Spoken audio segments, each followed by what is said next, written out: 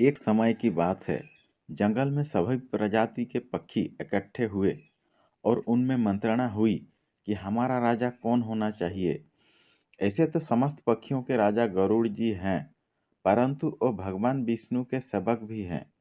इसलिए वो हम पक्षियों की ओर ध्यान नहीं दे पाते।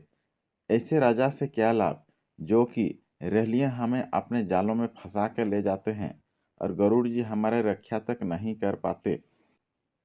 समस्त पक्षी आपस विचार करके कहने लगे, क्यों ना हम दूसरा पक्षी को राजा बनाएं। इस प्रकार आपस में निश्चय करके उन समस्त पक्षियों ने उल्लू को राजा बनाने को कही। ये सुनकर उल्लू बहुत प्रसन्न हुआ। उल्लू के राज तिलक के लिए अनेक तीर्थों का जल लाया गया। 108 औषधियों के जड़ों से सामग्री बनाया गया। सिंहासन सजाया गया। राज तिलक के लिए तैयारी किया गया।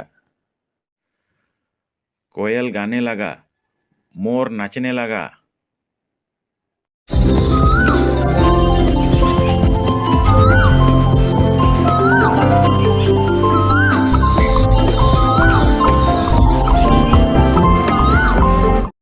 जैसे ही राज तिलक के लिए उल्लू सिंहासन पर बैठ रहा था, उसी समय कहीं से एक कौवा आ गया।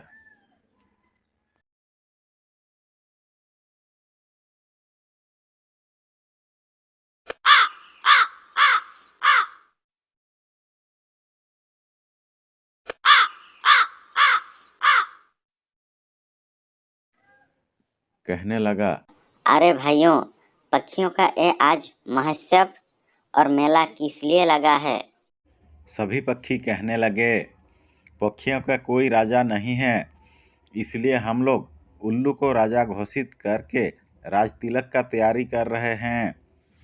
अब आप भी आ गए हैं तो आपका भी विचार रखें।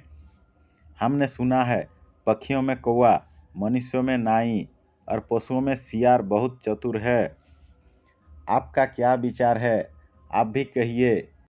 इस तरह पक्षियों के बात सुनकर कौवे ने हंसकर कहा, अरे भाई, ये क्या अनर्थ करने जा रहे हो?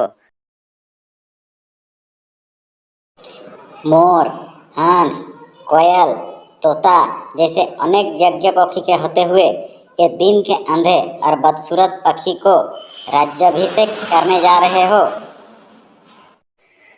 तुम्हें पता है ये उल्लू किसी भी तरह से राजा बनने के योग्य नहीं है। एक तो ये दिन में अंधा हो जाता है, दूसरा दोष ये है कि ये क्रोध में ना होते हुए ये क्रोधी मालूम पड़ता है।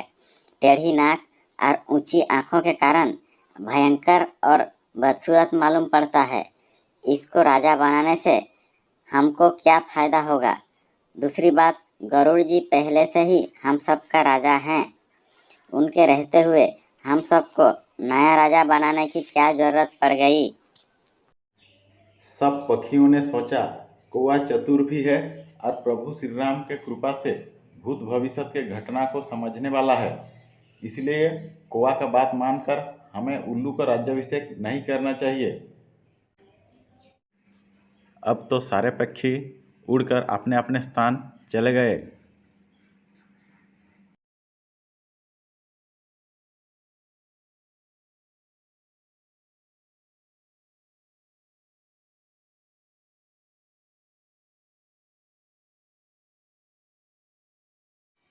उधर उल्लू अपने पत्नी कृकालिका के साथ बैठा रहा।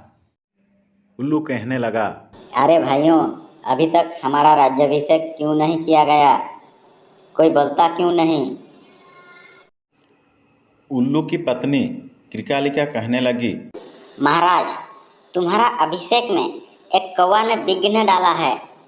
सारे पक्षी अपने अपने स्थान को जा चुके हैं, अकेला वो कौवा ही यहाँ पर बैठा हुआ है।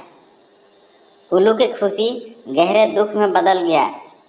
वो गुस्से से लाल पीला हो गया और कौवा से कहने लगा, अरे दुष्ट, मैंने तेरा क्या बिगाड़ा था जो तूने मेरा राज्याभिषेक में विघ्न डाल दिया?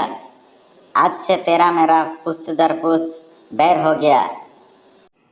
कौवा के विघ्न डालने पर उल्लू से उसका हमेशा हमेशा के लिए दुश्मनी हो गया।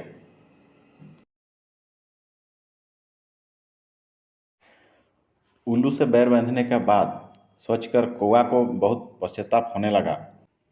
बच्चों, ये स्टोरी से हम लोग क्या सीखें? किसी का भी शुभ काम में विघ्न डालने मत जाओ। बिन मांगे किसी को सलाह मत दो। ऐसा करने से स्वयं का ही शत्रुता बढ़ती है, स्वयं का ही अहित होता है।